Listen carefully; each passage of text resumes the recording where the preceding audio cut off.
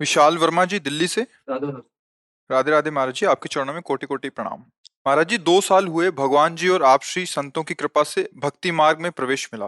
भगवान के नाम की शरण मिली। महाराज जी, शुरू में ही सुन लिया था कि कृष्ण भक्ति और कृष्ण प्रेम में धीरे धीरे सब कुछ छिन जाता है, तब उतना सीरियसली नहीं लिया।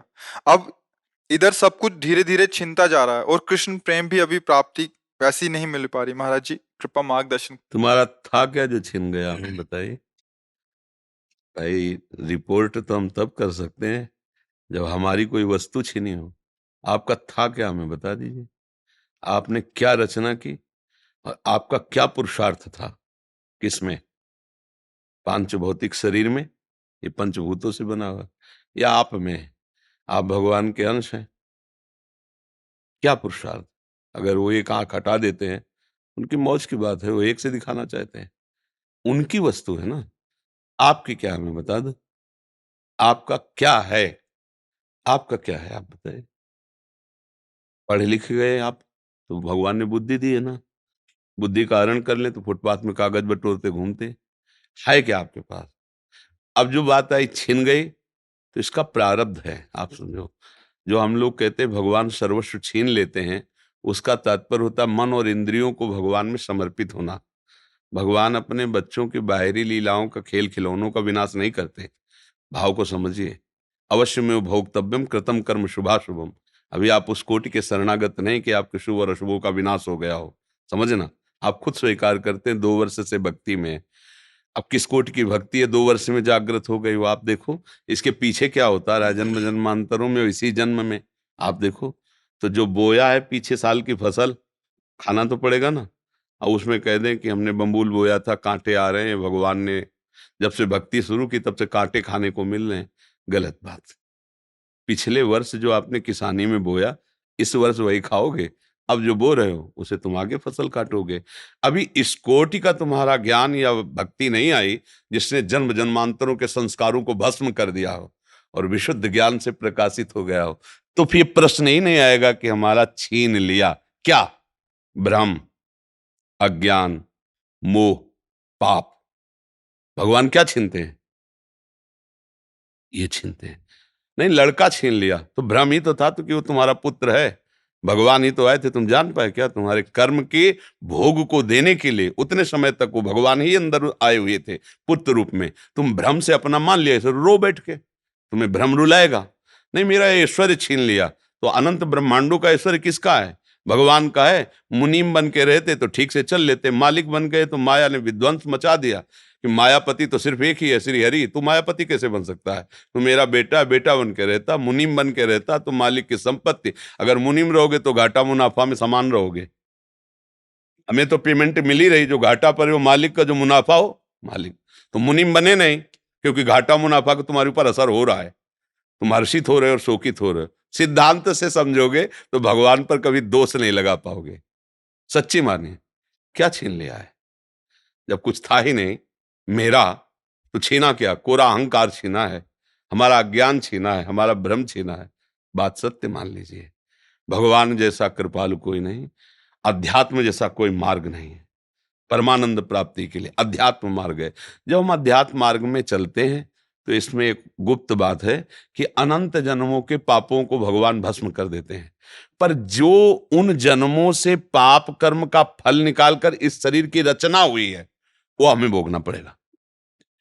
क्योंकि अब हमारी भक्ति चल रही। शरीर बनने के पहले जो हमारे कर्म थे, उनके अनुसार शरीर की पूरे जीवन का फल लिख दिया गया है।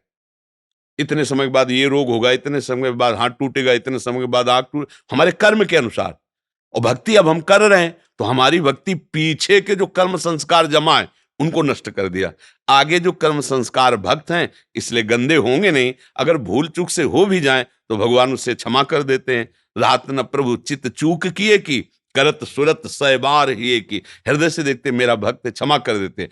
पर इस शरीर का जो भोग आया है इसको भोगना पड़ेगा। बड़े बड़े संतों में देखो, रामकृष्ण परमहंस जी के गले में कैंसर था। हर तरह के भोग। श्रीवास जी के आंगन में खड़े होकर महाप्रभु चैतन्य देव अपने परिकर के साथ कीर्तन कर रहे हैं और उनका पुत्र पधार गया। दासी ने कान में आके श्रीवास जी से कहा, पुत्र पधार गया। बीमार था, पधार गया। उनका दोबारा आवाज नहीं, महाप्रभु के कीर्तन में फर्क नहीं पड़ना चाहिए। और मंजीरा जोड़ के और जोर से वो कीर्तन करने लगे, नाचने लगे। महाप्रभु चैतन्य देव रुक गए और उनका, श्रीवास मेरा मन कुछ सुस्त सा हो रहा है, कोई घटना घटी क्या? उनका, प्रभु क्या घटना घट सकती, जहां आप मंगल मूर्ति नाम कीर्तन हो रहा वहां घटना क्या घट सकती? तब किसी भक्त ने बताया कि श्रीवास का बेटा पधार गया। तो उनका बताया क्यों नहीं? बोले प्रभु बताने की क्या बात है, आपका था, आपने उसे अपनी सेवा में भेज दिया। और जिस जीव को ये सौभाग्य मिले कि आप स्वयं कीर्तन कर रहे हैं और वो पधार रहा है, इसके लिए तो बड़े बड़े ऋषि मुनि याचना करते हैं। प्रभु ये कोई शोक की बात है, ये कोई दुख की बात है? ले वो आनंदित है, पुत्र पधार गया, वो आनंदित है कि उस जीव को जो सौभाग्य मिला। बड़े बड़े ऋषि मुनि ऐसी याचना करते हैं, और वो था नहीं मेरा, आपका था, आपने बुला लिया आपने। अब ये है भक्ति का रंग, इसमें क्या छिन गया? जो जीव जितने समय के लिए आए उतने समय तक रहेगा और चला जाएगा। ये शरीर जितने समय तक के लिए पहले ही निर्धारित हो चुका है, इसके बाद ये चला जाएगा। भैया, अगर विवेक से देखोगे तो भगवान की कृपा तुम्हें दिखाई देगी, अविवेक से देखोगे तो लगेगा भगवान के साथ हमने क्या बुरा किया जो उन्होंने हमारा छीन लिया। और भगवान स्पष्ट कह रहे हैं, अवश्य में वो भोक्तव्यम कृतम कर्म शुभाशुभम, भोगना पड़ेगा तुम्हें जो तुम कर्म कर रहे हो। एक उपाय है, ऐसी शरणागति प्राप्त करो कि अहम भी समर्पित हो जाए, तो सब भस्म हो जाएगा। अभी उसमें प्रवेश ही नहीं हुआ है, उस शरणागति में तो प्रवेश ही नहीं हुआ। जिसे शुद्ध परमार्थ कहते हैं, उसका ककारा भी नहीं आता है, तो वो बात तो बनी नहीं। तो इसलिए बात को अंदर से हटाओ कि भगवान छीन लिए, भगवान कृपा कर रहे हैं, सच्ची मानो। हमारे जितने कर्म अगर वो हम पर टूट पड़े, हाँ, तो एक श्वास लेने लायक नहीं, हम ऐसे ऐसे कर्म किए हैं। इसलिए भगवान की कृपा मनाओ और भक्ति में आगे बढ़ो। तब तुम जब ऊंचाई पर पहुंचोगे, फिर देखोगे कि पीछे की भी बात को, तो हर कदम में कृपा दिखाई देगी आपको। ओहो, बचा लिया भगवान ने, कृपा की भगवान ने। अगर हमारे अनुकूल परिवार मिलता, अनुकूल संपत्ति मिलती, तो भोगों में फंस जाता, कभी इस आनंद को प्राप्त। कितने कृपालु भगवान, आपने मुझे वो दिया ही नहीं जिसमें फंसा जाता है, मुझे दिया ही नहीं। बड़े कृपालु, आपकी जय। ऐसे मनाते। अभी राग है भोगों में, परिवार में, संसार में, तो हमें लगता है कि भगवान बहुत बुरा करने वाले हैं। एक ऐसे हैं कि जो उनकी ज्यादा आरती पूजा करता है उसी की वो धुल देते हैं, उसी को पिटवा देते हैं, उसी को कष्ट। ऐसा नहीं है। वो जो दिखाई आपको दे रहा है, वो इसलिए दे रहा है कि अब आखिरी है, अनंत जन्मों का हिसाब इसी जन्म में होके खत्म खेल, अब हमें प्रभु के पास जाना है। ये बात अगर आप देखोगे तो आप रो पड़ोगे कि जिन कर्मों को मैं लाखों जन्म भोगता फिर भी नहीं काट पाता, उनको भगवान ने इसे चुट पुट थोड़ा बारा कष्ट दे के निपटा दिया और अपने पास बुला रहे हैं। बड़े कृपालु भगवान हैं। तो हमें तो कृपा ही कृपा नजर आती भैया। भगवान पर दोष करने का तो हमें कभी समझे में नहीं आया। अगर आता तो हम कह देते हैं, ऐसा कह देते हैं हम, पर हमने आज तक ऐसा नहीं देखा है। जब कभी कहीं कोई हृदय में जलन हुई तो मेरे विचार की कमी हुई, मेरे आचरण की कमी हुई, मेरे भगवान की नहीं। सच्ची कहता हूं, उनका ऐसा प्यार है, उनका ऐसा दुलार है, मतलब करोड़ों प्राण हो तो भी उनके आगे बलिहार है।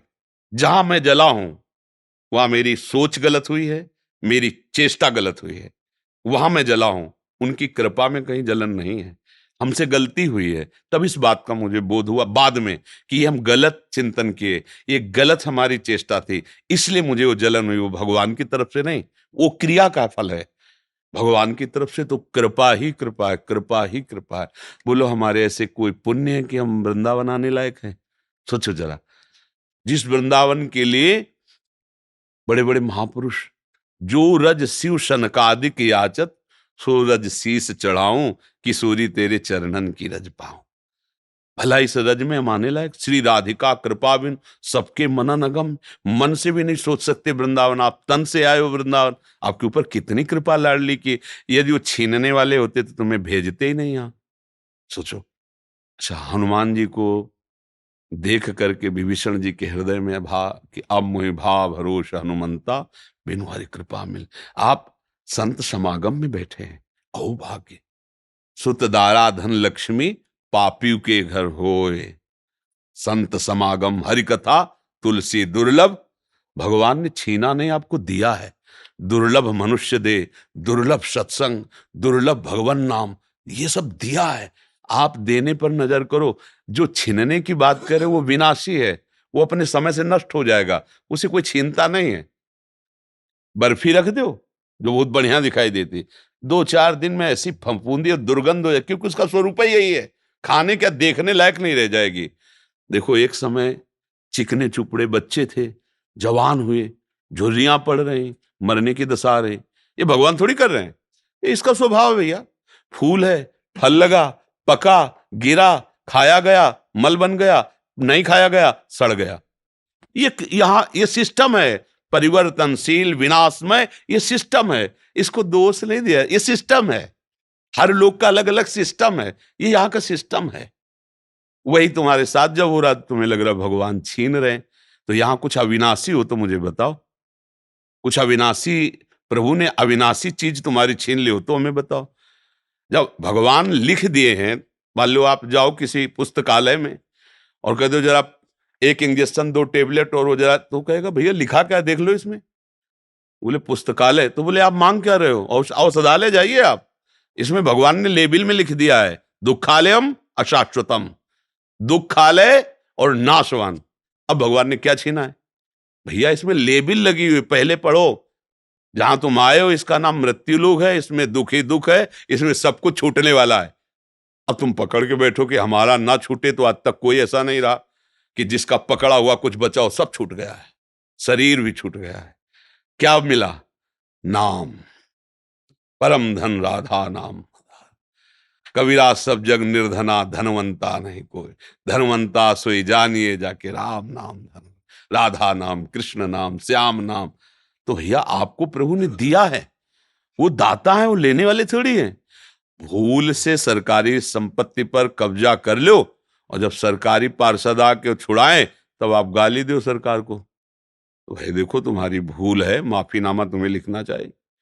सरकारी जमीन पर कब्जा किए हो और इसके बाद जब छुड़ाने आ रहे हैं तो आप गाली दे रहे हो, तो गलती आपकी हो रही ना। ये सब कुछ सरकारी है, भगवान का है, सेवा के लिए मिली ये गाड़ी बंगला, सेवा के लिए मिली। भगवान की सेवा कर कर, परिवार की सेवा करके अपने ऋण से मुक्त हो जाओ और भगवान को प्राप्त हो। अब मान लिया अपना और चाहते हो कि अविनाशी बना रहते हैं, अब कुछ अविनाशी नहीं भैया, सब धोखा ही धोखा है। अगर कोई आप प्रमाण दो कुछ भी अविनाशी हो तो बताओ। भगवान भी अवतार लेते हैं तो समय के साथ अंतर्ध्यान हो जाते, समय के साथ, समय जितना लेके आए उतना ही। जब भगवान नहीं ज्यादा रुके समय के आगे प्रगट अवतार में, तो हम तुम कैसे आशा करें कि भैया जरा हमें संजीवनी मूर्ति चटा देना, कि हम थोड़ा नहीं, जितनी आयु है, छठी राव के अंक जो विधना ने लिख दिए, छठी राव के अंक, राई घटे न तिल बढ़े, रहुरे जीव निशंक। यहाँ जो होला है वही होगा। तुम राधा राधा जपो, धर्म से चलो, जो साथ है उनको लेके चलो, जो छूटते जाए जय श्री राधे, आगे बढ़ो। ये महाप्रस्थान लीला है। अगर यहाँ पकड़ के बैठे हमारा लड़का, हमारी पत्नी, हमारी संपत्ति, हमारा शरीर, हम विद्वान, हम धनी, तो बाद में रोने के सिवा हाथ कुछ नहीं लगेगा, क्योंकि ये सब तुम्हारा ना था, ना है, न रहेगा, पक्का किसी का लगे ऐसा होगा। शुद्ध बात समझ लोगे ना तो आनंदित हो जाओगे।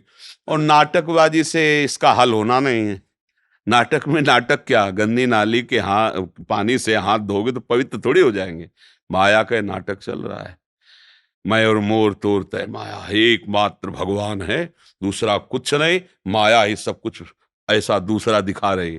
भजन करो, माया का नाश होगा तो आप खुद समझ जाओगे कोई नहीं, आप सत्य स्वरूप भगवत स्वरूप हैं।